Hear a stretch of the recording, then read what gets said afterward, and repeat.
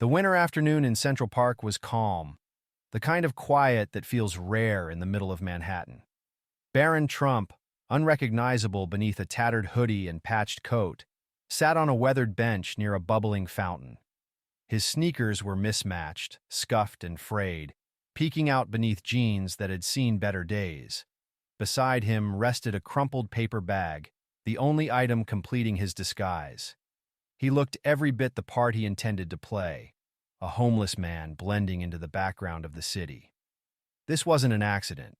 Barron was there on purpose, meticulously planning every detail of this experiment. His goal was simple but bold: to observe how those in positions of authority treat someone they perceive as powerless. For months, Barron had watched videos, read reports, and listened to stories about bias in law enforcement, and now he had decided to see it for himself. He adjusted his hood to hide more of his face as he noticed two officers stepping out of a police cruiser parked just beyond the fountain. One was younger, lean and sharp-featured, with a buzz cut and a confidence that bordered on arrogance. His partner, older and stockier, moved with the weariness of someone who had seen too much. Their badges glinted in the pale sunlight as they scanned the park, their eyes eventually landing on Barron. "Another one," Officer Davis muttered, nodding toward Barron. His voice was low but carried a sharp edge. "This park's turning into a homeless camp." "Let's see what he's up to," Officer Reed replied, less interested but resigned to follow his partner's lead. The two men approached with heavy, deliberate footsteps, their boots crunching on the gravel path. Barron remained still, staring at the ground, his hands resting on his lap as if he hadn't noticed them. He knew they were coming. He'd seen it before in countless videos, the way authority figures often zero in on someone they think doesn't belong. "You can't sit here all day," Officer Davis said, his tone clipped and commanding. "This isn't your living room." Barron looked up slowly, just enough for his shadowed eyes to meet Davis's. He didn't respond immediately, choosing instead to let the silence linger. Finally he spoke, his voice calm but steady. "I'm just eating my lunch." The younger officer's hand hovered near his baton, a reflexive move. "What's in the bag?" he demanded. Barron reached into the paper bag with deliberate slowness, pulling out a sandwich wrapped in wax paper. He unwrapped it carefully, took a bite, and chewed, never breaking eye contact with the officer. "A sandwich," he said after swallowing. "Is that a problem?" Davis's jaw tightened. "What's your name?" "Calvin," Barron replied evenly. "Calvin Brooks." Reed stepped forward, his expression less confrontational, but no less authoritative. "Do you have ID on you, Calvin?" Barron reached into the pocket of his coat and pulled out a worn leather wallet. Inside was an ID, professionally made but part of his carefully planned setup. He handed it to Davis, who scrutinized it with suspicion. "This doesn't look like you," Davis said, flipping the ID back and forth. Barron leaned back slightly, picking up his sandwich again. "It's an old photo," he replied, taking another bite. "Why aren't you at a shelter?" Davis pressed. "What are you doing out here?" Barron didn't flinch. "I like the fresh air." "Is that a crime?" Reed hesitated, glancing at his partner. "He's not doing anything illegal," he said, his voice quieter. "We can't just kick him out for sitting on a bench." "Maybe not," Davis muttered, narrowing his eyes. "But we can make it uncomfortable." The interaction drew the attention of passers-by. A woman walking her dog slowed down, her gaze flicking between the officers and Barron. "Why are you bothering him?" she asked, her voice laced with unease. "He's not hurting anyone." "This is none of your concern, ma'am," Davis snapped, turning toward her. "Move along." "It's a public park," she retorted. "He has as much right to be here as anyone else."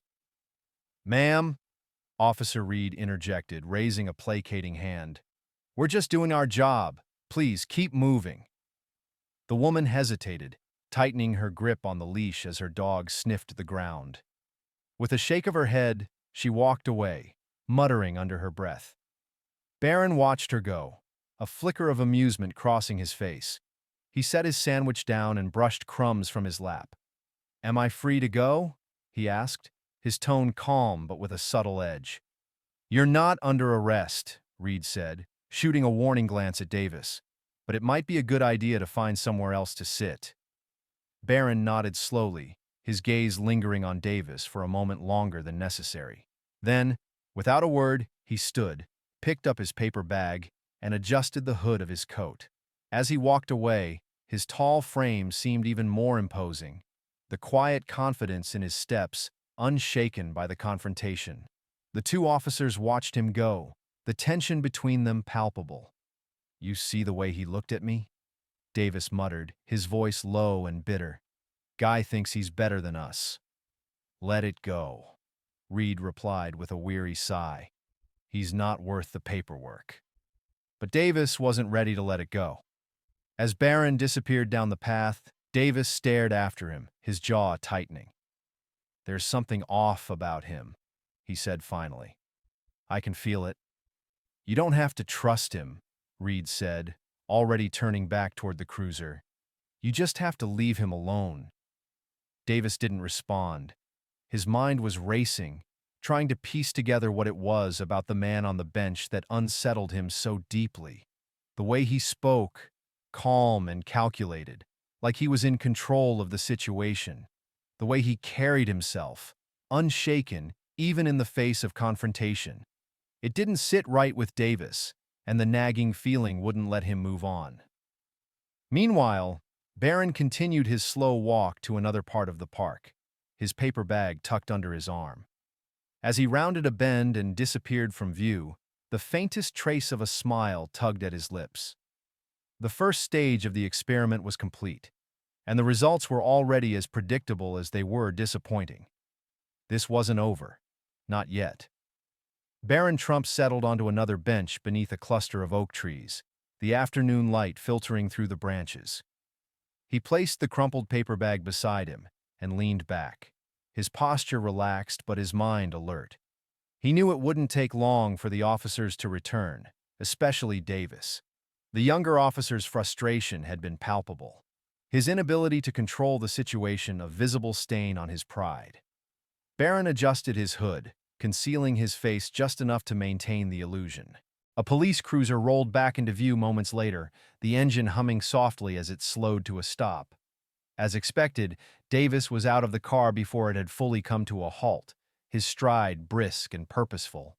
His partner, Reed, followed more slowly, his expression a mixture of annoyance and resignation. "You again!" Davis said sharply as he approached the bench, his gaze darting to the paper bag beside Barron. "Didn't we just have this conversation?" Barron glanced up, his face calm. "We did," he replied evenly. "Didn't realize sitting on a bench was against the law." "Don't get smart with me," Davis snapped, his hand resting on his baton. "You're still here, still acting suspicious. What's your game?" Barron tilted his head slightly, studying Davis with quiet curiosity. "I wasn't aware sitting in a public park required a strategy." Reed stepped forward, placing a hand on Davis's arm. "Come on, man," he said quietly. "He's not doing anything wrong. Let it go." But Davis wasn't listening. His frustration bubbled over as he gestured toward Barron. "Look at him," he said, his voice rising. "Who just sits like this all day?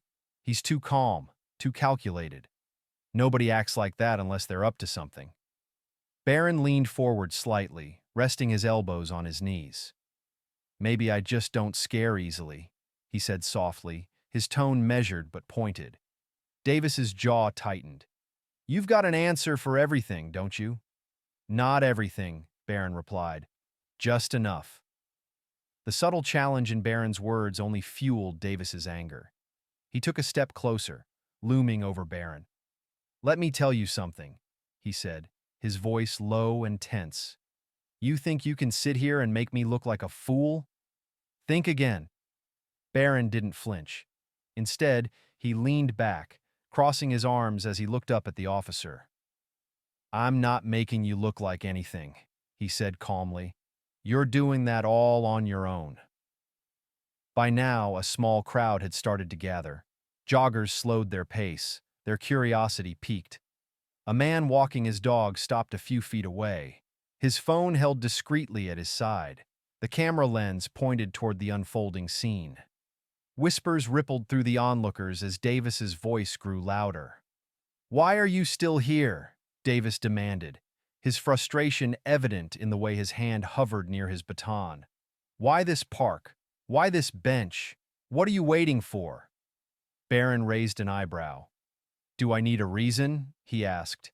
"I wasn't aware public spaces came with prerequisites."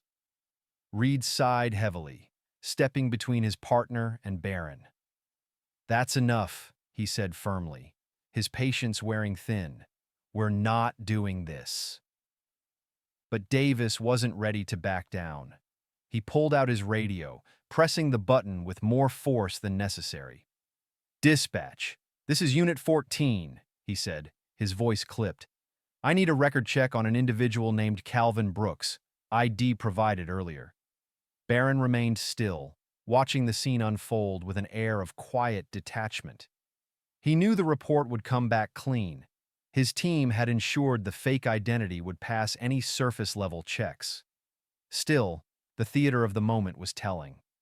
Davis wasn't looking for a reason to let Barron go. He was looking for a reason to escalate. The radio crackled to life a few moments later. "Unit 14, no records found for Calvin Brooks matching the provided ID.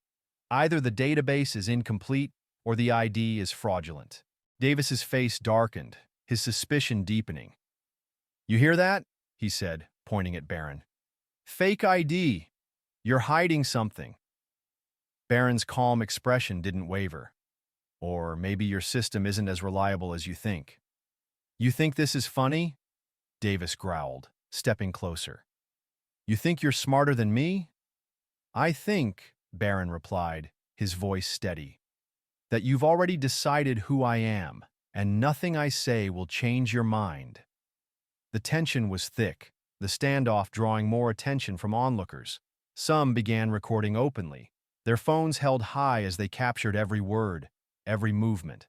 Davis's partner, Reed, shifted uncomfortably, clearly aware of the growing scrutiny. "Let's go," Reed said, his voice sharp. "We're making this worse." But Davis wasn't ready to back down. "Not until he tells me who he really is," he snapped. "This guy's been playing us all day." Barron exhaled softly, reaching into his coat pocket. Davis tensed, his hand tightening on his baton. "Slowly," he barked. "What are you reaching for?" Barron pulled out a sleek black smartphone, its polished surface catching the light. He tapped the screen a few times before holding it up for Davis to see. A video began to play, the audio crystal clear, Davis's voice sharp and accusatory, echoing through the park as he interrogated Barron earlier. "What is this?" Davis demanded, his eyes narrowing. Barron's lips curved into a faint smile. "A live stream," he said. "Millions of people have been watching this interaction all day." The color drained from Davis's face as the realization hit him. "You're kidding." "I never kid about things like this," Barron replied. "Everything you've said, everything you've done, it's all been broadcast in real time." Reed's eyes widened as he took a step back, his gaze flicking between Barron and his partner. "You're live streaming this?" he asked, his voice laced with disbelief. Barron nodded. "I wanted to see how people in positions of authority handle someone they think has no power. Turns out, it's pretty predictable." The crowd murmured, their whispers growing louder as the significance of the moment sank in. Phones were raised higher, capturing every detail of Davis's stunned expression. For the first time all day, the officer seemed at a loss for words. "Who are you?" Davis finally managed to ask, his voice trembling with a mixture of anger and panic. Barron stood, his full height imposing as he faced the officer. He removed his hood, revealing his familiar features. "My name is Barron Trump," he said evenly, "and I've been conducting a social experiment." The crowd erupted into a mixture of gasps and exclamations, the revelation rippling through the park like a shockwave. Davis staggered back, his hand dropping from his baton as the weight of his actions became painfully clear. Barron tucked his phone back into his pocket, his gaze steady. "This isn't about embarrassing anyone," he said, his voice carrying over the murmurs of the crowd. "It's about accountability, and now the world is watching." The murmurs in the crowd turned into a low rumble as the name Barron Trump spread like wildfire among the onlookers.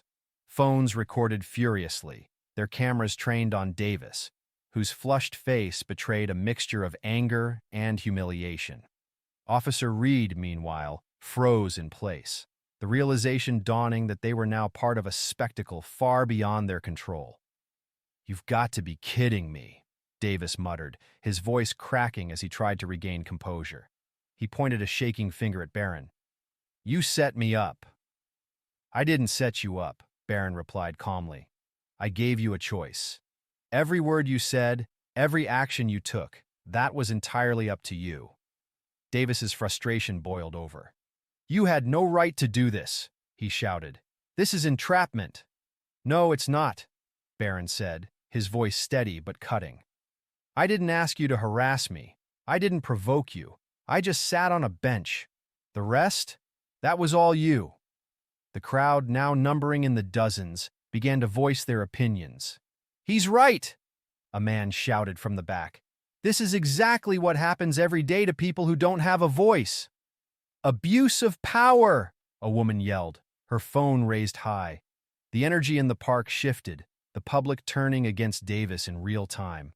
A few began clapping, their applause building into a wave of support for Barron's bold stand. Officer Reed finally stepped forward, his face pale. "We should go," he said quietly to Davis. "This is getting out of hand." But Davis was too far gone, his anger consuming him. "You think you're some kind of hero?" he spat at Barron. "Dressing up, playing games? You're nothing but a spoiled kid looking for attention." Barron didn't flinch. Instead, he looked Davis in the eye, his expression unyielding. "This isn't about me," he said firmly. "It's about how people like you treat others when you think no one's watching." At that moment, another voice cut through the tension, a commanding voice. "Officers, stand down." The crowd turned to see a woman in a crisp navy suit approaching, her badge clipped to her belt, gleaming in the sunlight. Captain Jane Monroe of Internal Affairs carried herself with the kind of authority that silenced the chaos around her. Her sharp gaze moved from Davis to Reed and finally landed on Barron. "What's going on here?" she asked, though her tone suggested she already knew the answer. Before Davis could speak, Barron stepped forward. "I think you'll find the footage speaks for itself," he said, pulling out his phone once more. With a few taps, he handed it to Monroe, who began watching the live-streamed footage. Her expression darkened as the audio of Davis's earlier comments played, his aggressive tone echoing back at him like a damning indictment. Monroe handed the phone back to Barron and turned to Davis, her voice cold. "Hand over your badge and weapon," she said, her tone leaving no room for argument. "What?" Davis stammered, his face pale. "You can't be serious." "Now," Monroe snapped. "You're on administrative leave pending a full investigation." Reed's face fell, though he didn't move to defend his partner. Davis, on the other hand, looked ready to explode. His hand shook as he unclipped his badge and holstered gun, handing them over with visible reluctance. The crowd erupted into cheers, their applause echoing through the park. Monroe turned back to Barron, her tone softer but still professional. "Mr. Trump, on behalf of the department, I'd like to apologize for what you experienced here today. This behavior is unacceptable, and I assure you it will be addressed." "It's not about me," Barron replied. "It's about ensuring this doesn't happen to anyone else." Monroe nodded, clearly unsettled by the weight of his words. "Understood," she said. "And we'll make sure this investigation is thorough." As Monroe turned to leave, Davis was escorted toward another cruiser, his shoulders slumped in defeat. The crowd jeered at him as he passed, their phones still recording. He avoided eye contact, his career and reputation in ruins. Barron stood silently, watching the scene unfold with an expression of quiet determination. The crowd began to shift, some dispersing while others lingered to process what they had witnessed. A woman approached him hesitantly, her phone still in her hand. "That was brave," she said, her voice trembling slightly. "Thank you for standing up. Not everyone can do that." Barron nodded, his lips forming a faint but genuine smile. "Sometimes the only way to understand a problem is to see it up close," he replied. "And the only way to fix it is to expose it." She nodded, her eyes glistening with emotion. "Well, you did more than that. You gave people hope." As the crowd thinned, Barron returned to the bench, pulling out a scrap of paper and a pen from his pocket. Scribbling a quick note, he folded it neatly and tucked it under the edge of the bench. Then he stood and walked away, his head held high. The note fluttered slightly in the breeze, its message simple but powerful. Your story matters. Don't let anyone tell you otherwise. The news crews lingered, capturing final shots of the now famous bench and the paper note. Reporters spoke animatedly into their microphones, describing the day's events as a turning point in the conversation about accountability in law enforcement. For Davis, the fallout was swift and severe. Public outrage mounted as the live-streamed footage went viral, sparking debates across social media and news outlets. Meanwhile, Officer Reed faced criticism for his complicity, though he quietly vowed to change how he approached his role.